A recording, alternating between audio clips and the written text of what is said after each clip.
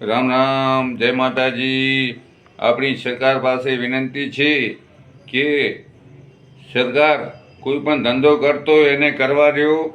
ધંધો કરશે તો આગળ વધશે, એના બાલ બચ્ચાને આગળ છે. નામદાર કોલેજ પાસે પણ આપણી વિનંતી છે, કોઈ પણ ધંધો કરે છે એને ધંધો કરવા દો.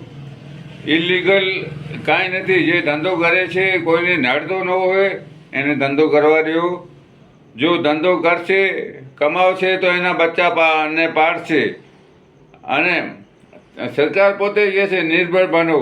નિર્ભર તો બધા બને, પણ એને ધંધો તો કરવા દો. જો એ કોઈ દુકાન કરશે, કેમ ભેરા કરીને કરશે અને એને તમે દુકાન તોડી દેશો? એનું પહેલાં ધંધાનું કરો.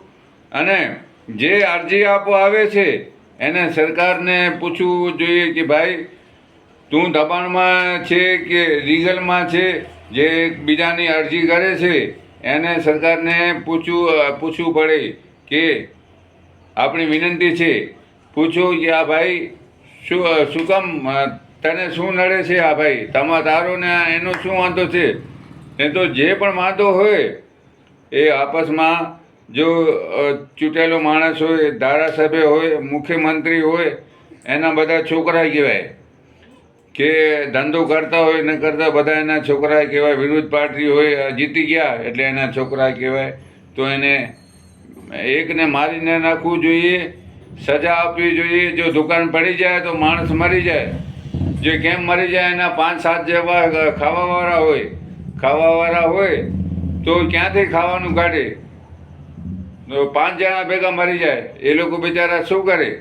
અને ધંધો કરીને ખાતા હોય એને સરકારને કહે છે આપણે ટેકો આપો, ધંધો કરવા દો. જો આપણી વિનંતી છે. મારું નામ દેવચંદ સંઘાર, બિદડા, સંજુની આયુર્વેદિક. બાકી જે કરે સરકાર ભાઈ, પણ આપણી વિનંતી છે કોઈ ધંધો કરે એને કરવા દો. મારું નામ દેવચંદ સંઘાર, બિદડા.